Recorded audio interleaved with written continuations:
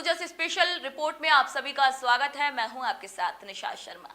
आइए एक नजर डालते हैं सूजस स्पेशल की खास रिपोर्ट पर। सूर्य नगरी जोधपुर को एक ऐतिहासिक सौगात मिली है। वर्षों से प्रतीक्षित एलिवेटेड रोड परियोजना को आखिरकार केंद्र सरकार की मंजूरी मिल ही गई। करीब 1243 करोड़ रुपए की लागत से बनने वाला ये लगभग 7.5 किलोमीटर लंबा 4 लेन कॉरिडोर जोधपुर की यातायात व्यवस्था की सूरत बदलने जा रहा है। केंद्रीय मंत्री श्री नितिन गडकरी ने इस परियोजना को स्वीकृति दी है, जिससे पूरे क्षेत्र में खुशी की लहर है। महामंदिर जंक्शन से अखलिया चौराहे तक बनने वाला ये एलिवेटेड रोड न केवल लंबाई में विशाल है, बल्कि इसकी बनावट और तकनीक भी अत्याधुनिक होगी।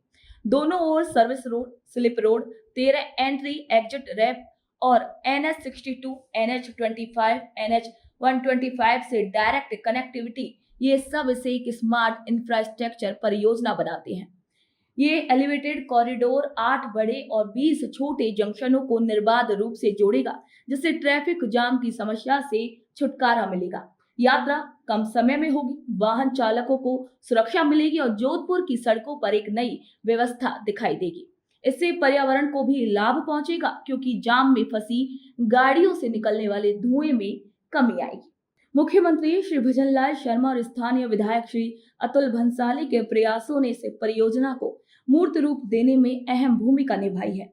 श्री अतुल भंसाली ने प्रधानमंत्री श्री नरेंद्र मोदी और केंद्रीय मंत्री श्री नितिन गडकरी का आभार प्रकट करते हुए कहा है कि ये परियोजना वर्षों से क्षेत्रवासियों की अपेक्षा रही है, जिसे मूर्त रूप देने में मेरे प्रयासों को प्रधानमंत्री श्री नरेंद्र मोदी और सड़क एवं परिवहन मंत्री श्री नितिन गडकरी का पूर्ण सहयोग प्राप्त हुआ। एलिवेटेड रोड से जोधपुर के यातायात में न केवल अत्यधिक सुगमता आएगी, बल्कि नागरिकों की बेहतर सुरक्षा भी सुनिश्चित होगी। 1243 करोड़ रुपए की एलिवेटेड रोड भी अप्रूव करके दी है। मैं हमारे लोकप्रिय सांसद जोधपुर के आदरणीय राजेंद्र जी शेखावत जी के धन्यवाद दूंगा, राजेंद्र जी गहलोत का भी दूंगा, जोधपुर की जनता को भी धन्यवाद। उन सब की मांगों पर विचार करते हुए माननीय प्रधानमंत्री नरेंद्र मोदी जी ने और देश के रोड के निर्माता और हमारे भारतीय जनता पार्टी के पूर्व अध्यक्ष आदरणीय नितिन जी गडकरी ने भी पूरा संज्ञान लेते हुए नई तकनीक के साथ इस एलिवेटेड ब्रिज को अप्रूव किया। आने वाले समय में जोधपुर में नया एयरपोर्ट, नया स्टेशन, नई एलिवेटेड रोड, नई सड़कें और उससे भी ज़्यादा पिछली सरकारें जो एक पूरे 5 साल में एक मेरी शहर विधानसभा में 40-50 करोड़ के जो रोड के काम कर रही थी, उसके सामने इस वर्ष पूरे में लगभग 50 करोड़ के नए रोड के कार्य लगभग स्वीकृत हो चुके हैं और उससे भी आगे बढ़ के अमृत योजना के अंतर्गत जोधपुर के अंदर 358 करोड़ की पेयजल योजना और लगभग 400 करोड़ रुपए की अमृत 2 के अंदर सीवरेज योजना भी चल रही है।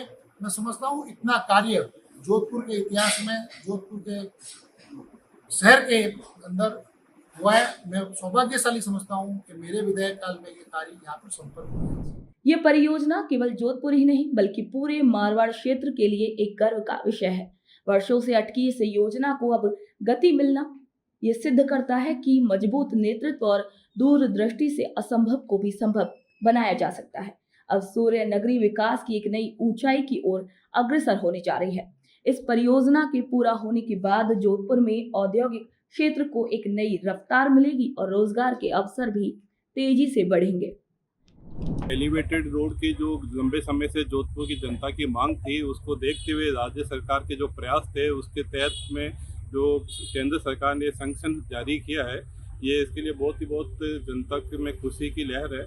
ये एलिवेटेड रोड बढ़ने से काफ़ी सारे जनता को फ़ायदे भी होने वाले हैं। इससे ट्रैफिक सुगम हो जाएगा। जो जोधपुर की हॉटलाइन है, उस पर जो जाम की स्थिति है, वो जाम की स्थिति का समाधान हो जाएगा, ट्रैफिक बार कम हो जाएगा। उसके अलावा पर्यावरण को भी फ़ायदा होगा, इससे काफ़ी पॉल्यूशन भी कम होगा, जो फ्यूल की खपत है वो भी कम होगी। दूसरा, जो व्यावसायिक सिटियाँ दिल्ली बॉम्बे जो जुड़ी हुई हाईवे से, उनमें भी समय की बचत होगी। इस रोड के इस परियोजना के पूर्ण होने से जो तत्कालिक फ़ायदे हैं, उसके साथ साथ इसके जो विकास के बुनियादी ढांचा का वो भी मजबूत होगा। सूजस स्पेशल रिपोर्ट में आज के लिए इतना ही। फिर आप सभी से मुलाकात होगी नई खबर, नई जानकारी के साथ। तब तक के लिए मुझे दीजिए इजाजत। नमस्कार।